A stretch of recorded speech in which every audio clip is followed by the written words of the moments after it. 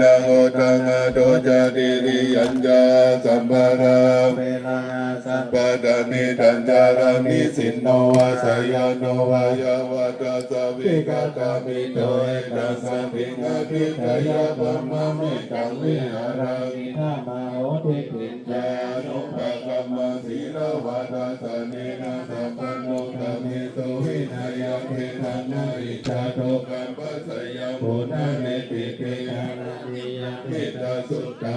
วิโนภะเกเมเมตตาเมตตาเมราภะเตเมจาปายาโกเตเมเมตตาเมตตากันนาโกตามะเกหิจาปะทะเกเมเมตตาเมตตานิปะทะเกเมตตาโตปะเตเมเมตตาเมตตาบะอุปะเตเมมามาปะทะโกอิเสมามังอิเสติปะทะโกมามังจะโตปะโตอิเสมามังอิเสมาโอปะโตสัพเพสัตตาสัพเพปันนาสัพเพพุทธะจักขิวาลาสัพเพปัตตาลานิปัสสัตโตภะกิเตปะปะปะคะมาอัปปะมาโนพุทโธอัปปะมาโนธัมโมอัปปะมาโนสังโฆภะคะนาวันตานิสิริสัพพะเนเวทิกาสัทธวะติโอนานาภิสาราภูโมสิกาตตะเมกะกะกะตะเมปะริตาปฏิกะมันโตตติโสนะโมปะคะวะโตนะโมสัทธานาสัมมาสัมพุทธะเนขันตะปริตาต้องหนานเจอไหมเนี่ยใจไม่ถึงเหมือนพี่เบิ้มรู้สึกเห็นเล็งๆอยู่แถวนี้ฝั่งนู้นไม่เอาเลี้ยวไปนู้นเลยนะฮะสารเพสัตเทวามนุษย์นาพุทโธภะคะวะติสวะกะโตภะคะวะตะธัมโมสัพพิติโกอาการิโกเอปัสสิโกปะนัยโกปัจจตเวทิตาโพวิญโยอิติสุปฏิปันโนภะคะวะโตสาวกสังโฆจุปฏิปันโนภะคะวะโตสาวกสังโฆยายะปฏิปันโนภะคะวะโตสาวกสังโฆยันติปฏิปันโนภะคะวะโตสาวกสังโฆยะติตังจัตตาริโริสายโยกานิอัตตาโพริสาบุคานาเอเสภะคะวะโตสาวกสังโฆอาหุนายโยปะหุนายโยทักขินายโยอันตานิกาลนิโยอนุตตรังปุญญกิตังโมคัสสาติเอวัมเมสุตังเอตังสัมมายังภะคะวะนะติยังวิหารติสิปัตตะเนมิสัตตะเยอะตะโหภะคะวะปัญญวะติเยติโกมันเตติกาเลเนติกาเวอัตตาปะปะติเตนะเสติตาปะโยตายะปะเมตุตามาตุกามิกาโตโยโกอิโนตะโมตุจานิโกอานาริโยอานานาสันติโกโยตายะมะกะมิรามาคานุโยโกตุโกอานาริโยอานานาสันติโกเอเปเตติกาเวรุโกอันเตอนุปัสสะมามาจิมาปฏิภาคาตาตานาเตนะมิสัมพุทธานานุตตะระนิยานาคาระติโอปัสสะมายาปิญญายะสัพโพนายะนิปันนายะสัมวัตติกาธรรมะจัสสะภิกขเวมัจจิมาปฏิปทาระตะคะเตนะภิกขพุทธะจักขุกะระติยานัตระระติโอปัสสะมายาปิญญายะสัพโพนายะนิปันนายะสัมวัตตินายะเอวาริโยอัตถิโกมะโตสยาติตาสัมมาทิฏฐิสัมมาสังกัปปะสัมมาวาจาสัมมากัมมันโตสัมมาอาชีวะสัมมาวายาโมสัมมาสติสัมมาสัมมาทิฏฐิยังโพ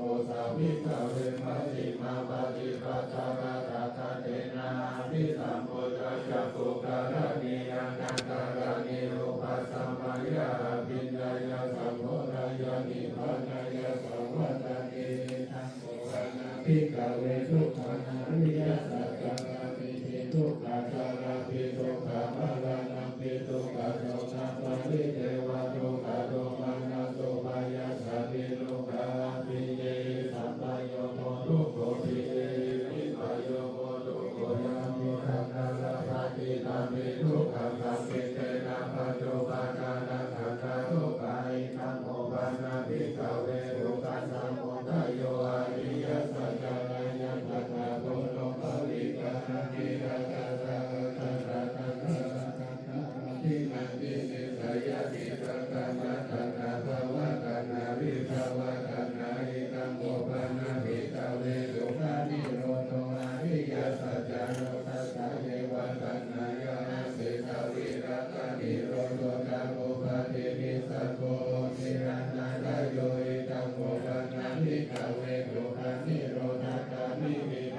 ปัจจาอริยสัจจาระยะเมวะอริโยอัตติโกภะโกเสยติทัสสะมาทิฏฐิสัมมาสังกัปโปสัมมาวาจาสัมมากัมมันโตสัมมาอาชีวะสัมมาวายามโมสัมมาสติสัมมาสมาธิอิทังทุกขังอริยสัจจังอิเมหิตาเวภูเปอานันโนโสเตโสธัมเมโสจักโขโมตาปาทิยานังโอตาปาทิปัญญาโอตาปาทิวิจารุตาปาทิยาโลโกโอตาปาทิปัสโสปาทินาโลกามิเนสัจจังอเวกายังติเปพิกาเวภูเปอานันโนโสเตโสธัมเมโสจักโขโมตาปาทิยานังโอตาปาทิปัญญาโอตาปาทิวิจาโอตาปาทิยาโลโกโอตาปาทิตังโกภานิรังโลกาสามิยสัจจะปาริญญาถาทิเมพิกาเวภูเปอานันโนโสเตโสธัมเมโส